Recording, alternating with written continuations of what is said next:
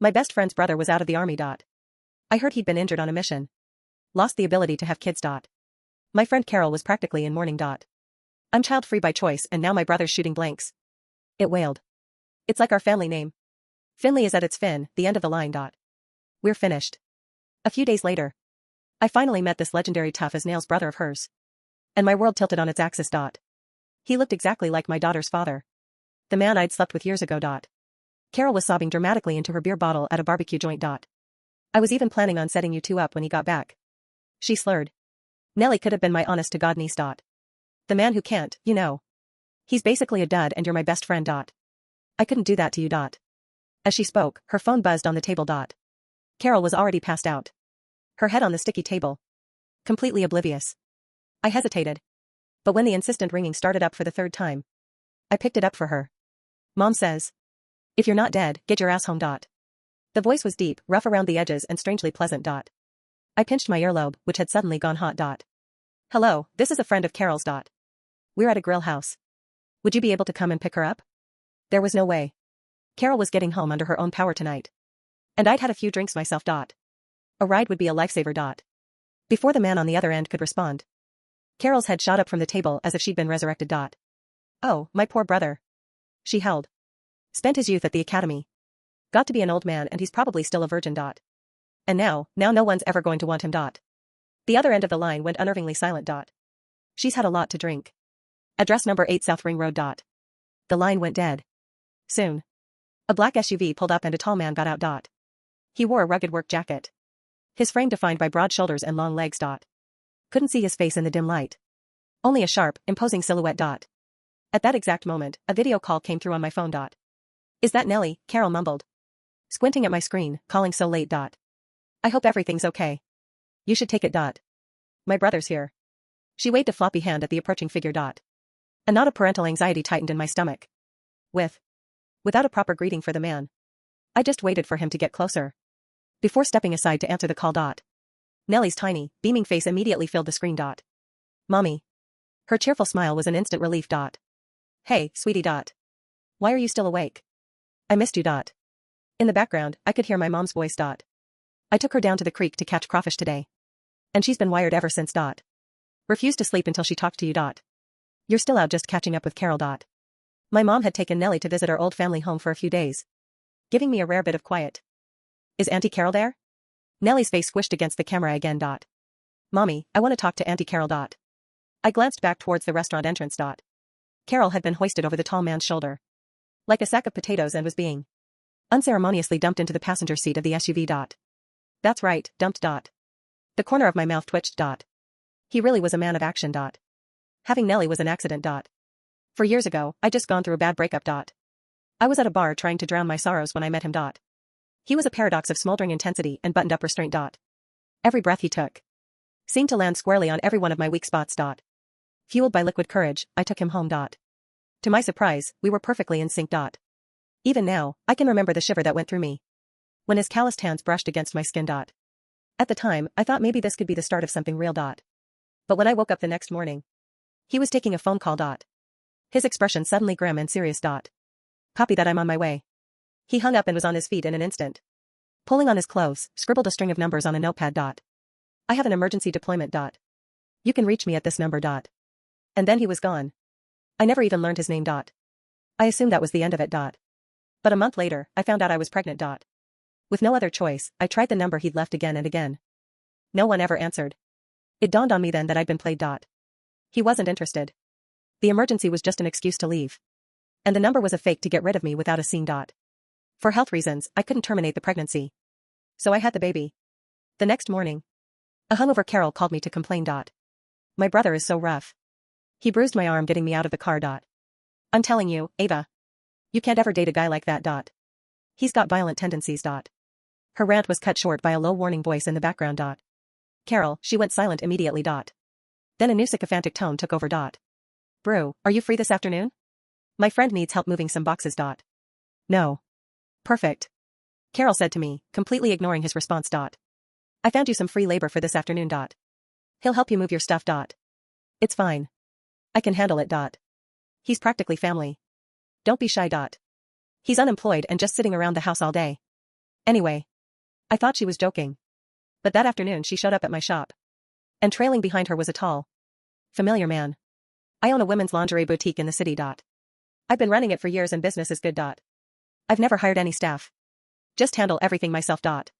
Carol helps out sometimes when I get swamped. I was in the middle of taking inventory when I heard arguing outside. The boxes you want me to move are for a lingerie store. What's wrong with lingerie? You walk around commando, Jasper. If you give me any more attitude, I'm telling Dad, you're a misogynist. You really want to test me right now, don't you? The man's voice was laced with impatience. As their argument escalated, I hurried outside. It's okay. Really? There aren't that many boxes. I don't need this much help. I looked up to apologize to Carol's brother. I'm so sorry. Carol didn't explain what kind of shop it was before she dragged you over here. The words died in my throat.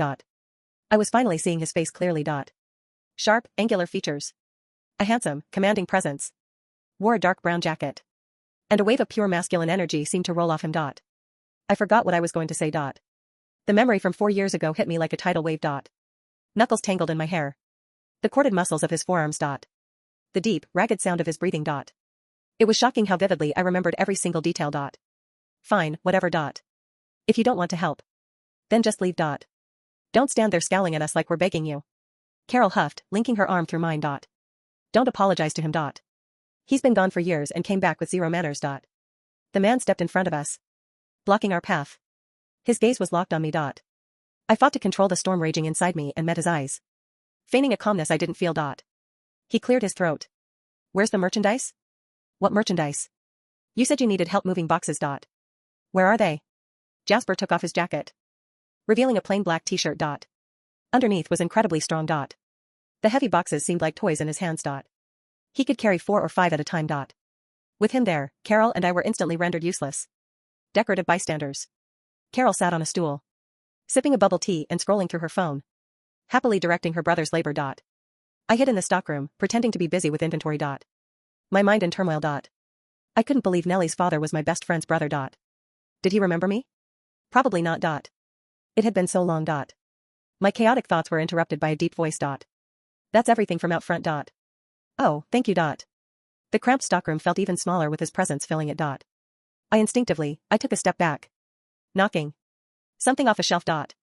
Before I could react, he bent down and picked it up. You dropped this.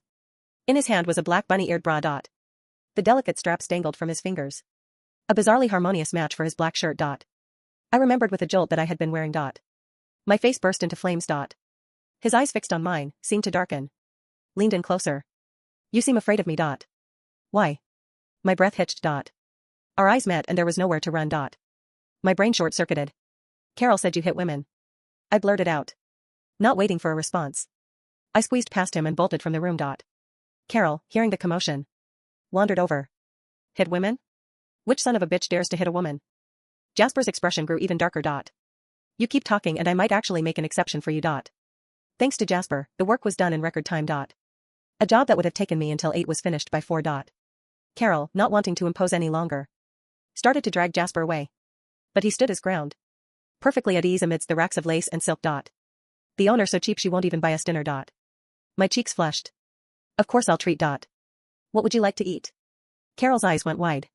Jasper, have you no shame making my friend buy you dinner? What kind of man are you? You pick the place. I'll pay. Now. That's more like it. Carol was finally satisfied. She hooked her arm in mine and whispered, my brother's actually loaded, so it's rare to see him open his wallet. Think of something good and don't hold back. Whether by chance or by design, the place she chose was right next to the bar where Jasper and I had first met. Neither Jasper nor I were big talkers. Thankfully, Carol was there to fill the silence, making things less awkward. But I could feel Jasper's gaze on me the entire time. An intense, undisguised heat. Suddenly, my phone rang. Carol immediately leaned over to see the screen. Is that Nellie? I haven't seen her in ages. I miss her so much.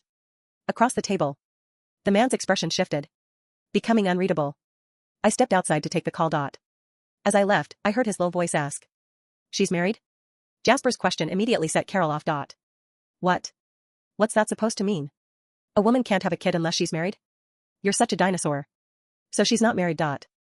Jasper's posture relaxed back into its former casualness. He leaned back in his chair, took a sip of tea, and the corner of his mouth curved up. Good. Not married is good. So have you met the guy? What's his story? Carol stared at him, her expression growing stranger by the second. Bro, I gotta be honest. Your glee is a little too obvious. Just because you can't be happy doesn't mean you can drag everyone. Else down with you, right? Jasper frowned. Carol forged ahead. When Ava comes back, do not bring up Nellie's dad. I think the reason she hasn't dated all these years is because she's still hung up on that scumbag. At that, the smile on Jasper's face slowly faded. I waited until their sibling squabble died down before rejoining them. I'd never told Carol the full story about Nellie's father. For one, Nellie was already born when we became friends. For another, I never thought I'd see him again. So what was the point? I'd vaguely mentioned that I couldn't get in touch with him after I found out I was pregnant. Carol had clearly filled in the blanks herself, painting him as a love am and leave am villain. Out of respect for my feelings, she never pushed for details, which led to this incredibly awkward situation. As much as I hated deceiving my best friend, I couldn't bring myself to reveal Nellie's parentage just yet. I didn't know Jasper. If things went sour between us, it could ruin my friendship with Carol, too. Later that night, Carol and I had a few more drinks. Jasper volunteered to be our designated driver. As the car headed north, Carol pressed her face against the window. Wrong way. Ava's place is in the other direction. I'm dropping you off first. I have to go out later. I'm not heading home. Carol pouted. If I'd known you weren't going home, we wouldn't have let you drive. Ava and I could have found another spot for round 2. Jasper shot her a look but said nothing. He pulled up smoothly in front of the Finley house. Carol got out reluctantly. The thought of being alone with Jasper was unnerving. So I started to get out, too. My place isn't far from here. I can just grab a cab. If you have plans, you don't have to bother. It's no bother. It's on the way. Carol nodded. Exactly. Just let him drive you. It's not like he's got anything important to do this late at night. Anyway, arguing further would just make it weird. So I accepted. Where? To the Happiness Avenue apartments. Glanced at me in the rearview mirror. A hint of a smile in his eyes. Didn't you want a round 2? I can take you now. No. Carol was just kidding. I said politely, thank you both so much for today. You were a huge help. Acting like strangers. Are we, or have you forgotten? I froze, my hand hovering over the door handle. The streetlights cast long, moving shadows across his face, but his eyes were steady, burning with a recognition I had desperately hoped wasn't there. I haven't forgotten anything, I whispered, my voice barely holding steady. But that was a long time ago. We were different people. Were we? Jasper shifted, killing the engine. The sudden silence in the car was deafening. Because I remember a woman who matched me step for step. I remember a connection that didn't feel like a one-night stand. And I remember waking up in a field hospital 3 weeks later, furious that my gear had been destroyed, including a notepad with the only number that mattered. My heart hammered against my ribs. He hadn't ghosted me? He'd been hurt? The anger I'd nursed for 4 years wavered, but the protective instinct for Nellie slammed back into place. You never called, I said, defensive. You disappeared. I was in the ICU, Ava. By the time I got back stateside, the bar was under new management and no one knew who you were. I didn't know your last name. He leaned closer, the scent of leather and rain overwhelming my senses. I looked for you. 4 months. Eventually, I had to deploy again. He looked at me, searching my face. And now I find you. And you have a daughter. I scrambled out of the SUV before he could ask the math questions I knew were coming. I have to go. Thanks for the ride. I practically ran into my apartment building, my knees shaking. The next 2 weeks were a lesson in psychological warfare. Jasper didn't push, but he was everywhere. He showed up at the lingerie shop to fix a shelf Carol had mentioned was wobbly.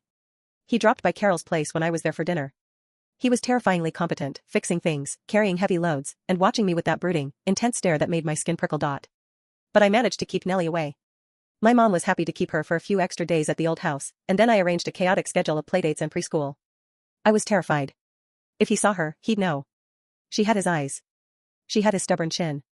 And Carol had said he was infertile. If he found out he had a child he didn't know about, would he take her? Or would he hate me for keeping her? The breaking point came on a rainy Tuesday. I was at the shop, buried under a pile of invoices.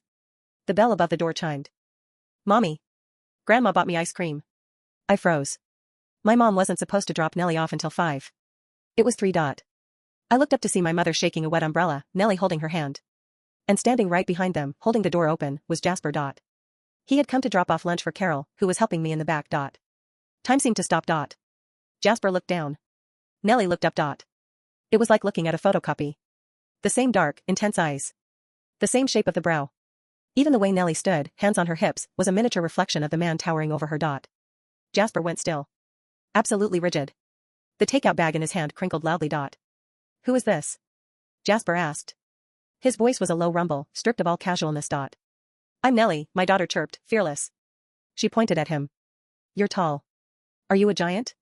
Jasper slowly crouched down so he was eye level with her. He ignored my mother, ignored me. He just stared at the little girl. He reached out a hand, hesitating, before lightly touching the top of her head. No, he rasped. I'm Jasper. Nellie giggled. Jasper. That's a rock name. I have a rock collection. Jasper looked up at me. The betrayal in his eyes was visceral.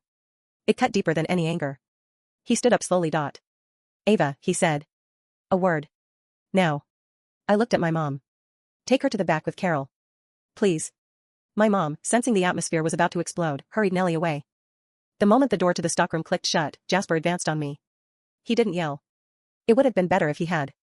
Instead, he spoke with a deadly, quiet calm. How old is she? Jasper. How old? She turned 3 last month, I whispered. He did the math. The timeline was undeniable. You told Carol her father was a scumbag, he said, his voice shaking with suppressed rage.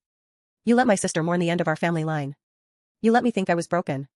While you were raising my daughter. I didn't know. I snapped, tears stinging my eyes. I thought you abandoned me. I called that number 100 times and it was dead. I thought you were just some guy who used me and left. Why would I tell Carol that her brother was the one who knocked me up and ran away? I didn't run. He slammed his hand against the counter, making me jump. I was bleeding out in a ravine. And when I came home, I was told the damage from the shrapnel meant I could never father children. Do you have any idea what that did to me? I accepted a life of solitude. I pushed women away because I couldn't give them a family. And the whole time, she was here. He ran a hand over his face, looking shattered. You stole 3 years from me, Ava. I was protecting her, I insisted, though my guilt was choking me. You have to understand. I was alone, pregnant, and scared. And then when you showed up, you were this hardened soldier, and Carol kept talking about your temper. My temper? He laughed darkly. You think I would have hurt her? Or you? He walked to the window, staring out at the rain. I need a DNA test. Not because I doubt it, I can feel it in my gut, but because I need it on paper. I'm not walking away, Ava. I'm her father. The paternity test was a formality. 99.99%. The real explosion happened when Carol found out. We were in my living room. Jasper held the paper. I held a glass of wine I desperately needed. Carol sat on the sofa, looking back and forth between us, her mouth opening and closing like a fish. Wait, Carol said, holding up a hand. Rewind. The scumbag from the bar, was Jasper? Yes, I said softly. And the one night stand you couldn't stop thinking about, she pointed a finger at Jasper, was Ava? Jasper nodded, his jaw tight. And the reason you've been moping around my house fixing light bulbs isn't because you're bored, but because you were stalking your ex-lover? I wasn't stalking, Jasper grunted. I was assessing. Carol stood up. I braced myself for her screaming at me for lying. Instead, she let out a shriek of pure, unadulterated joy. I'm an aunt. She tackled Jasper in a hug, then grabbed me. Oh my God. The Finley line isn't dead. Take that, universe. My brother isn't shooting blanks. She pulled back, looking at Jasper with teary eyes. You're not broken, Jasp. It was a miracle. Jasper looked at Nellie, who was playing with blocks on the rug. The hardness in his face melted away. Yeah. A miracle. Transitioning from enemies to co-parents wasn't easy. Jasper was intense. He wanted to be involved in everything. He showed up for preschool drop-offs. He baby-proofed my apartment to the point where I couldn't even open the toilet lid without a code. He was trying to make up for lost time in overdrive. But the tension between us, the romantic kind, was becoming unbearable. One evening, 3 months later, Jasper was at my place. Nellie was asleep. We were in the kitchen, washing dishes in silence. She called me daddy today, he said quietly. I paused, scrubbing a plate. I know. I heard. Thank you, he said. For not poisoning her against me. For letting me in. She loves you, Jasper. You're a good dad. He turned to me. The kitchen was small, and suddenly he felt very close. He reached out, taking the wet plate from my hand and setting it down. His hands were warm, calloused, just like I remembered. And what about us, Ava? I leaned back against the counter, my heart racing. What about us? You act like you hate me half the time, he murmured, stepping into my space. But I catch you watching me. I see how you look when I hold her. I don't hate you, I breathed. I'm scared. Of what? That you're only here for her. That we're just convenient. Jasper let out a low growl of frustration. He placed his hands on the counter on either side of me, trapping me. Convenient? There is nothing convenient about wanting the mother of my child so bad I can't sleep at night. There is nothing convenient about the fact that I compared every woman I met for 4 years to you, and they all fell short. He leaned down, his forehead resting against mine. I'm not here just for Nellie. I'm here because you're the only woman who ever saw me. The real me. Not the soldier, not the screw-up. Just me. I looked into his eyes, seeing the vulnerability behind the steel. Prove it, I whispered. He kissed me. It wasn't gentle. It was 4 years of hunger, frustration, and pent-up longing. He lifted me onto the counter, disregarding the soapy water. My hands tangling in his hair, his grip firm on my waist. It was exactly like that first night, but deeper. Better. Because this time I knew his name. I knew his heart. 6 months later. The backyard of the Finley family home was decorated with string lights. The barbecue was smoking, sending the scent of ribs into the summer air. Carol was holding court at the picnic table, recounting the story of how she single-handedly orchestrated the union of the century. I'm telling you, she told a rapt audience of cousins, I knew it. I sensed the tension. I practically shoved them together. I sat on the porch swing, watching Jasper. He was down by the creek with Nellie. He was showing her how to skip stones. His large frame was bent over her small one, guiding her arm. He looked up, catching my eye across the yard. He smiled, a real, easy smile that reached his eyes. He pointed to his chest, then to me. I love you. I mouthed it back. Nellie successfully threw a stone, and it skipped twice. She cheered, jumping into her father's arms. He swung her around, her laughter ringing out like a bell. We weren't finished. The line wasn't ending. In fact, looking at the way Jasper looked at me, and the secret I was currently harboring, a suspicion confirmed by a test hidden in my bathroom drawer upstairs, I had a feeling the Finley family tree was just getting started.